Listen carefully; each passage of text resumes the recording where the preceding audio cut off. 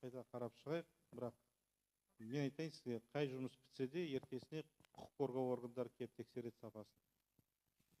Прокуратура бар,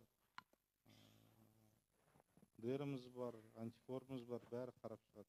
Егер де бұл фактылар орындалған болса, мен сізге айтайын, бұлардың өздері ақ бұл факты анықтап, әрмен қарай экспертизаны жасап, жауаптылыққа бәрін тартатын болады. Мен сізге бұндай енді факт жоқ деп айтамаймын, оны тексеру керек, оны қарап шығайық. Жақсы. Ассалаумалейкум, Кентау халқы, Жаңа Түркістан облысының әкімі Нұралхан Көшеп мырза.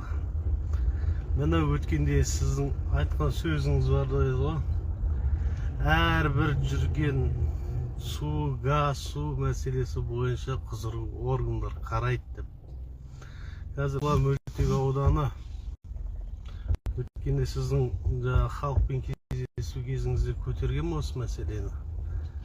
Міне сөзіме дәлел, қазір мен сізге түсіріп көрсетемін бәрін. Құзырлы орган қайда қарап отыр, сонда осыны қабылдаған кезде. Кентау сәулет құрылыс бөлім басшысы бар, және Кентау қалалық әкімі бар. Осы мәселелер қабылдаған кезде қайда қарап отыр? Нұралхан Көшеп мырза. Өткенде өзіңіз айтып едіңіз, әр жүрген су, газ, су мәселесі бойынша құзырлы орган қабылдаған кезде мына бір жер тесілген ба? Анауын стектен кеткен сияқты болды.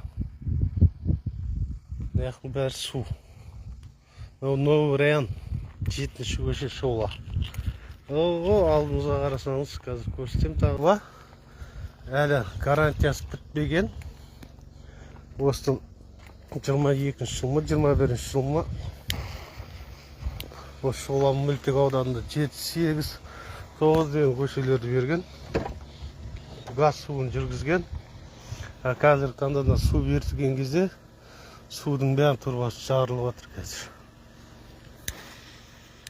Осыны қабылдаған кезде Кентау қаласының әкімдігі мен Кентау қаласының құрылыс сәулет бөлімі басшылары қайда қарап отыр?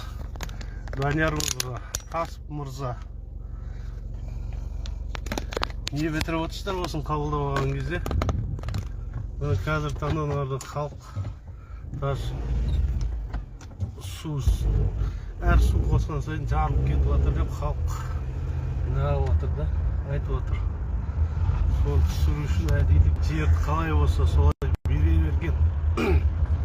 Құзырлы орган сөзі раққа қарады, жерді сайып қырды жетіп беріп отқан кезде.